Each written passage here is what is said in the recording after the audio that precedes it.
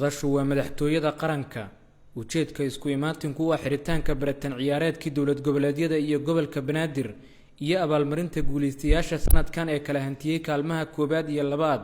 Banaadir iyo Galmudug iyo sidoo kale xidigaha iyo garsoorayaashii kaalinta fiican ka qaatay qabsoomidda tartanka ciyaaraha dowlad goboleedyada iyo gobolka Banaadir madaxweynaha jamhuuriyadda federaalka Soomaaliya mudane Maxamed Cabdullaahi Farmaajo oo isdul taagay ahmiyadda ay ciyaaruhu u leeyihiin nabadda xasiloonida iyo horumarka dalka ayaa sidoo kale tilmaamay sida ciyaaruhu ay muhiim ugu yihiin la dagaalanka xagjirnimada maandooriyaha joojinta tahriibka iyo qabyaaladda waxaan leeyahay hambaliyo xaqiiqatan qof walba oo ka soo qayb galay waa guuleystay waa wada guuleysanay maxaa yeelay waxaan muujinay inay Muqdisho nabad tahay waxaan muujinay inaan diyaar u nahay inaan isdhex galno waxaan muujinay inaan walaalanahay sidaas darteed waxaad runtii tusteen astaan ama calaamad wanaagsan oo adduunka oo dhan maalmo uga hadlayeen Soomaaliya oo loo yaqaano meel colaadeed meel dhibaato ka jirto meel ummadooda isu imaan karin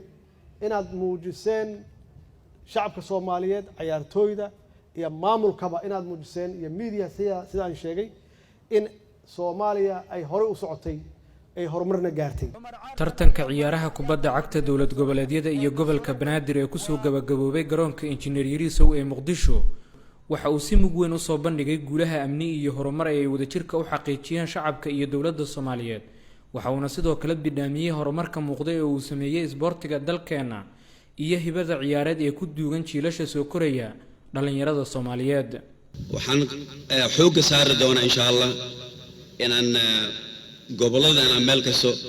in anagoo kaashanayna hay'adaha in garoomo laga dhismeeyo in ciyaaraha kaliya xamar in lagu dheelo waxaan rabnaa marka dambe in lagu dheelo maxaa la yiraahdaa ama lagu dheelo Baydhabo ama lagu dheelo Kismaayo ama lagu dheelo maxaa la yiraahdaa Garowe munaasabada oo goobjoog ahayeen gudoomiyaha golaha shacabka Maxamed Mursal Sheekh Cabdiraxmaan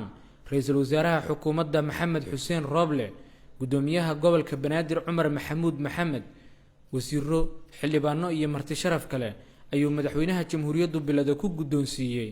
halyeeyadii sida fiican uga dhex muuqday tartanka muddadii uu socday iyo kooxaha gobolka Banaadir iyo Galmudug oo kala hantiyay kaalmaha koobaad iyo labaad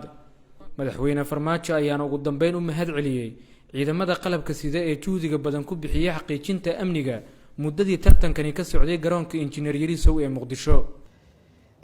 waxaan u mahad celinayaa ciidamada qalabka sida ee booliiska nabad sugidda iyo ciidanka xoogga oo xaqiiqdii iska kaashaday inay sugaan amniga waxaan u mahad celinayaa ganacsatada oo runtii qayb kaalin muhiim ah ka qaadatay in ay encourage gareeyaan ama dhiirigeliyaan dhalinyarada